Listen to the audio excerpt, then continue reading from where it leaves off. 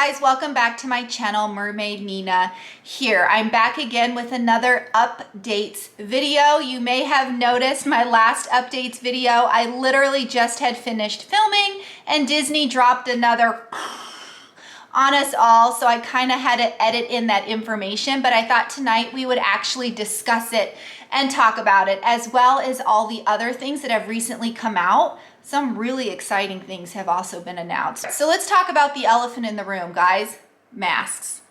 Disney did indeed bring back masks for the safety of not only their guests and their cast members. They thought it was best to reintroduce the mask policy. So we're going to kind of dissect that a little bit. So basically they've said anyone ages 2 and older need to mask indoors during rides, entrances, and transportation. So what exactly does that mean? We're going to get into it. So indoors, right? So anything indoors, shopping, dining, rides that are indoors, all those things you would be required to wear your mask. Now, rides are what kind of throwing people for a loop. They keep asking, well, what if the actual ride is outside? Do I still need to wear my mask? Yes, you do. All rides, whether they're indoors or outdoors. Another question is, well, the ride lines, I still have to wear a mask in the ride lines. And this is where it gets a little tricky. So Disney is saying you need to wear them for the indoor queues. But where exactly does that start? So since COVID, some of those ride lines and queues have kind of extended and moved out. I don't think they're saying we need to wear masks in those extended lines, but you do need to mask when the official line and ride queue does indeed start. I kind of like to think about it as once you enter the threshold of the ride, usually it might say the ride, the sign of the ride at the top, it might list the fast pass line and the standby line. That's usually when the ride queue kind of begins, but of course there will be cast members out and about to direct you. But if the line is truly extended all the way down the path, I don't think that's when they expect you to wear the mask.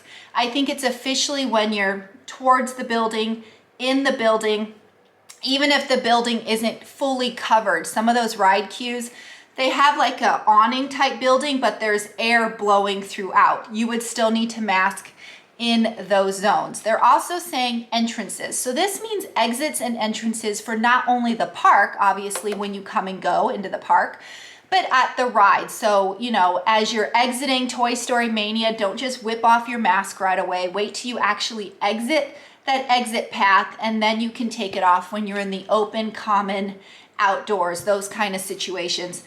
And then they say transportation. So what they mean is mass transportation. So obviously the monorail, the Skyliner, and buses. I do believe they said that boats, it would not be required because boats are kind of outside. Hopefully that kind of breaks it down a little bit in terms of what they really mean when they started this policy. The big takeaway, of course, is it's for everyone. Your vaccination status does not matter. And this is for Disney World and Disneyland. And it did officially start July 30th. So for those of you who are looking for a specific date, depending on when you actually see this video, it started July 30th. So even a couple of weeks ago, Disney had removed the mask policy. They basically brought it back. So any of my previous videos that state the mask policy is gone, those are now old. This is the newest policy. And of course, Disney could change this at any time. They could add more changes to this. They could remove this. I mean, who knows? This whole situation is kind of fluid, and that's why you need to keep checking. As of right now, I get this question a lot too. Nothing else has really changed in terms of the COVID policies. Disney's just brought back masks for indoors. They haven't really changed, the social distancing, the dining, all that kind of stuff's been the same as it was for the past few weeks. So the only big difference is when people who weren't vaxxed were required to mask indoors, now they're basically saying everyone is. So for families who were a little nervous about this, now they're basically saying everyone. So now everyone's just going to mask when they're indoors to kind of promote that safety. Again, no opinions here. I'm just giving you guys the policy. This has brought up a lot of anger and a lot of happiness. So everyone seems to be 50-50 split on this policy change, and I'm just presenting the info, guys. That's really all I'm doing. But let's move on to more information. Okay, so it's hard to talk about these new things when Disney brought back masks, but Disney is continuing trying to reopen despite the fact they brought back masks, and this includes more restaurants. So here's the list of updated restaurants that have come out. First is Yachtsman Steakhouse. This is a very, very popular, kind of classy steakhouse over at the Yacht Club being one of Disney's resorts. It's a very easy restaurant to get to if you're you're currently at Epcot. It's kind of a hop, skip, and a jump away from Epcot if you would like to try to eat at Yachtsman's Steakhouse. Also, Columbia Harbor House is opening, which I love. That is a quick service over at Magic Kingdom. In fact, the last time I was at Magic Kingdom, Peter Pan's ride queue, the extended queue, actually wove through Columbia Harbor House. And I thought that was kind of funny. Well, now they're saying, sorry, Peter Pan, we're opening as a restaurant. So that's pretty exciting over there at Magic Kingdom. Just gives us a few more options. They are known for their seafood, by the way, so make sure you check out their menu. Next thing up is Toledo Restaurants, a very nice restaurant over at Coronado Springs. It's up in the tower with very beautiful views of the park and whatnot. So if you're over at Coronado Springs, this is a great option for you because Coronado's been rather limited with dining. So the fact that they're reopening more restaurants is great. Next thing up is Pizzafari. So Pizzafari is over at Animal Kingdom, and yes, they serve pizza. They have finally reopened, but you got to check their menu because they did do a few changes on that. And then the really exciting one, at least, I don't know why it feels so exciting to me, but Beaches and Cream is a restaurant over at Beach Club. Beach Club is very close to Epcot, so you can actually go to Beaches and Creams if you're at Epcot. Again, it's another hop, skip, and a jump away. But Beaches and Cream is an actual restaurant who usually had a to-go window. Well, that to-go window has been closed. Not anymore. That to-go window is now open, and you can go over there and just order your ice cream and your treats without actually having to sit down and have a reservation. So that's pretty exciting, especially for those people staying at Yacht Club or Beach Club. Maybe they're poolside. They want to have a nice cold treat. This is an excellent option for them as well. Next thing on the list is another one of those situations where I know people are going to have different opinions. Again, I'm just presenting the info. Basically, right after Disney came out and said masks are back, they also came out and said they are going to be requiring all salary-based non-union cast members to be vaccinated. Yep. They've jumped on the you need to be vaccinated bandwagon, along with many other companies who have also come out and said they want all their employees to be fully vaxxed. So now these cast members, again, salaried cast member, non-union cast members, have 60 days to get fully vaxxed. However, it does appear that Disney is working with those unions to get those union cast members also fully vaxxed, and they are telling any cast members who are currently working from home but will be returning to the workplace, once they get to Disney, to the workplace, they will have to be fully vaxxed, along with any new hires. So I know you guys have your opinions on this, but I'm curious about, just as a guest, are you feeling safer as a guest knowing that all those cast members are also vaccinated? I mean, I'm assuming that's what Disney's trying to do here. They're trying to make their guests feel safer.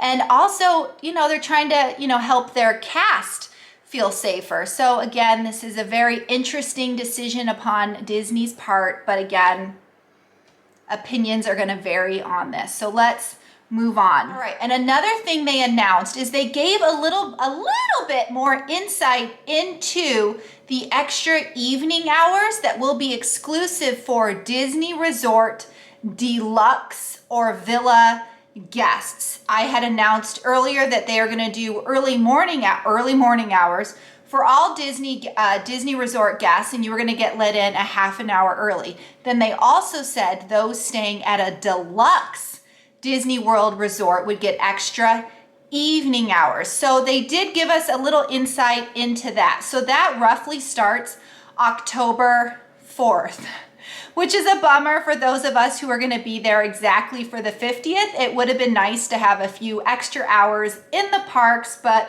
what are you going to do? And it is happening random days for different parks. It's not looking so far to be a daily situation. So far, they have only released it for Epcot and Magic Kingdom.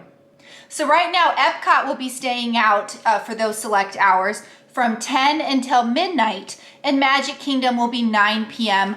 to 11 p.m. Again, this is only for deluxe Disney World guests, and it's gonna change. So you're gonna have to keep checking the website and all that good stuff, but at least it's a little insight. So if you're able to stay up just a little bit later, this is a great opportunity to get some extra time in with those hard to ride rides. I'm thinking exclusively Ratatouille, because Ratatouille will have only come out 4 days sooner. So this is a good chance to hopefully get in Ratatouille, maybe not just once, maybe twice. So yeah, pretty exciting. Again, hopefully they will announce it for all 4 parks. Hopefully eventually it becomes a daily thing. I don't know. But for right now, yep, that's what it is. Still pretty exciting. Next thing. I'm so excited to talk about the next thing that I kind of have to change my ears. Do you guys mind? I'm going to change my ears to talk about the next subject. Are you ready? How you guys like these ones? All right, Disney came out with more information for the Galactic Starcruiser, otherwise known as the Star Wars Hotel. Finally, so they've been like teasing us for a while with these pictures and images and tidbits, and it's just, Disney, we want all the info. They have finally presented us with more info. So I'm gonna do an exclusive video just on the Star Wars Galactic Starcruiser, but I'm gonna give you guys some kind of like base info, right, to get it started. So here's the quick takeaway. First thing, they have finally come out and said that the opening date is spring of 2022. That's it. No specific date, but spring of 2022 is close. That's a few months away, so that's pretty exciting. They said this before, but I'm going to re-say it. It is a 2-night experience. So you will basically board your Starcruiser with the same amount of people. You will experience a 2 nights worth of cruising, and then you all debark at the same time. So it is a 2-night experience that they finally gave us more information that will include food on the ship and food in the park. What do you mean food in the park? Well, your entrance or staying at the Galactic Starcruiser is going to include entry into Hollywood Studios. So it does include a 1 quick service meal over at Docking Bay, but it also includes 1-time Rise of the Resistance and 1-time Millennium Falcon. That's right. So going to Galactic Starcruiser will definitely ensure you will finally be able to ride Rise of the Resistance. And also including in this package is you will get an exclusive magic band, or as they like to call it, a data band. So that's pretty cool. One kind of negative about all of this is not only did they not tell us when we can book it, but they kind of gave a sampling of the cost. And it's not cheap by any means. It's expensive. Family of 4, $6,000 for like a September night stay. That's more than a Disney cruise, guys. So I don't know what the exact prices will be. This is just a sampling that Disney presented. Party of 4, family of 4. $6,000 for a 2-night experience. Yeah, wrap your head around that price, can you? Start saving your galactic pennies now. Also, they said that this Starcruiser experience is going to be fully immersive, so extremely Star Wars that you have never felt or seen or done anything like this before.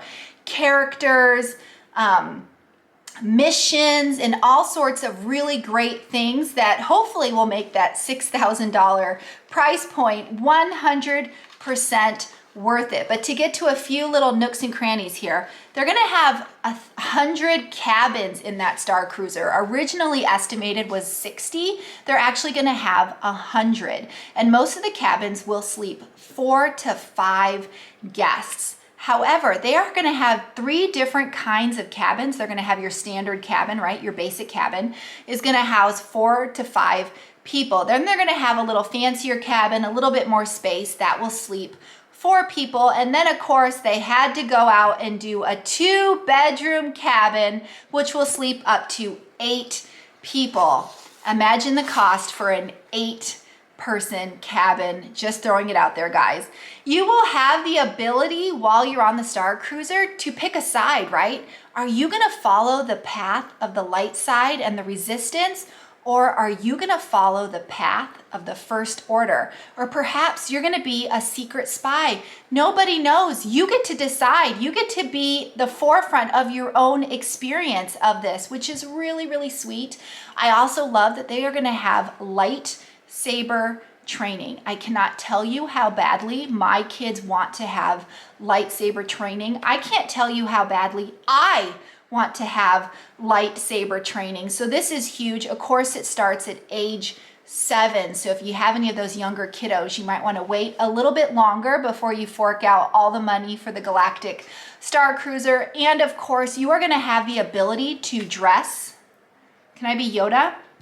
So you can dress the part. So if you have been collecting some Galactic Star Wars gear, this is the chance to show it off. Of course, if you just want to show up in your jeans and tees, that is welcome too. Like I said, guys, I am so crazy excited about this. I just wish I had the funds. So I'm going to start saving my pennies. And like I said, I'm going to do an exclusive video just on the Galactic Starcruiser. So make sure you look out for that. But we're going to keep going on. So the next thing that was recently announced was Disneyland is going to finally put out or re-put out their annual pass, which they're going to call the Magic Key program. So kind of the nooks and crannies of this annual pass is it's very similar to what it was before. They're giving you a few more options here, but basically you still get your discounts on dining and merchandise.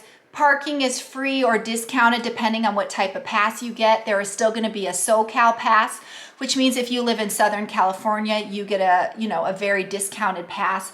But the thing that this pass really included is the option or the availability to book up to 6 park pass reservations at a time. Right now, Disney World, I think we can book 3. So if you don't actually have a hotel stay, if you're just a local, you can only book up to 3 park pass reservations at a time. Disneyland is saying if you get their highest Magic Key program, which I do believe was in the $1,400 range, you can get up to 6 passes ahead of time, which is huge if you go to Disney a lot. Of course, they did kind of write in the fine print area is they are going to be aware if you're someone who kind of hogs those reservations and doesn't show up. So you're going to get punished basically if you reserve all those park pass reservations and don't actually use them. So make sure whatever you reserve, you either follow through and go or you cancel.